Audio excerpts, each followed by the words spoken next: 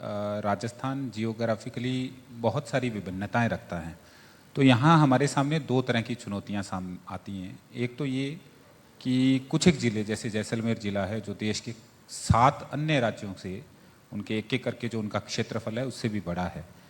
ऐसे कुछ ज़िले वहाँ पर हम कैसे व्यवस्थाओं को पहुँचाएँ, और कुछ एक ज़िले जहाँ ट्राइबल बेल्ट है, पठारी इलाका है या पहाड़ी इलाका है, उदयपुर का है। तो इसके लिए पूरे राज्य में एक ऐसी व्यवस्था स्थापित की गई कि जो सब हेल्थ सेंटर होता है जहाँ पे एएनएम रहती हैं, अब उस सब हेल्थ सेंटर को इस मूल भावना को ध्यान में रखते हुए कि व्यक्ति बीमार पड़ जाता है तो उसके इलाज के लिए तो कई सारी व्यवस्थाएं हैं, पर बीमार ना पड़े उससे पूरी व्यवस्था को ध्यान रखते हुए किस तरीके से विकेंद्रीकृत तौर पर हम वो लाभ उनको दे पाएं, इसके लिए सब हेल्थ सेंटर को हेल्थ वेलनेस सेंटर एसएचसी के तौर पे बदला जा रहा है।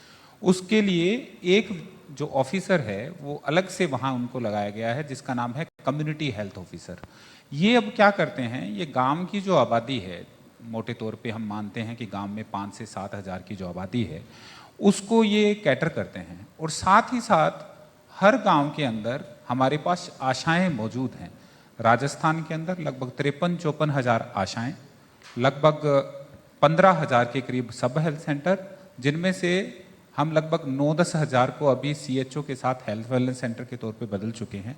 यहाँ पर हम डिसेंट्रलाइज तरीके से सुविधाएं उपलब्ध करा रहे हैं। शुभ्रम जी, एक सबसे बड़ी बात, क्योंकि मैं यहाँ पर आया था तो यहाँ की योजनाओं के बारे में, क्योंकि हमें भी रिसर्च करना होता है जब लोगों से बात करते हैं, डिबेट करते हैं, तो यहाँ मैंने देखा था कि मुख्यमंत्री निःशुल्क निरोगी राजस्थान योजनाएं चल रही थी जिसमें जो मरीज होते हैं उन तक मुफ्त चिकित्सीय सुविधाएं पहुंचती हैं। लेकिन उसके बाद हमने देखा कि मुख्यमंत्री चिरंजीवी स्वास्थ्य बीमा योजना लाई गई, तो इसकी आवश्यकता क्यों पड़ी? ऐसा क्या सुधार इसमें किया गया?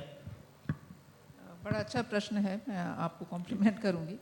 तो निरोगी राजस्थान की जो अवधारणा है वो जो राजकीय अस्पताल हैं, जो गवर्नमेंट हॉस्पिटल्स हैं, वहाँ तक सीमित है। आपको बताना चाहेंगे, जैसे मैंने कहा कि रोज करीब 1.25 लाख जांच निशुल्क हो रही है। मतलब जो भी आदमी राजकीय अस्पताल में चला गया उसको जेब से कोई खर्चा नहीं करना पड़ेगा, चाहे उसकी कोई एमआरआई हो, कैट स्कैन हो, सोनोग्राफी हो, एक्सरे हो। हमारे जो मेडिकल कॉलेजेस हैं उसमें लगभग 700 टेस्ट फ्री हो रहे हैं। तो आप सोचिए कितना बड़ा एक बर्डन है जो स्टेट अपने ऊपर ले रहा है। 1800 ऐसी दवाइयां हैं जो हमारी एसेंशियल ड्रग लिस्ट में है, वो भी निशुल्क दी जा रही हैं। तो आईपीडी और ओपीडी सरकारी में निशुल्क है, लेकिन प्राइवेट में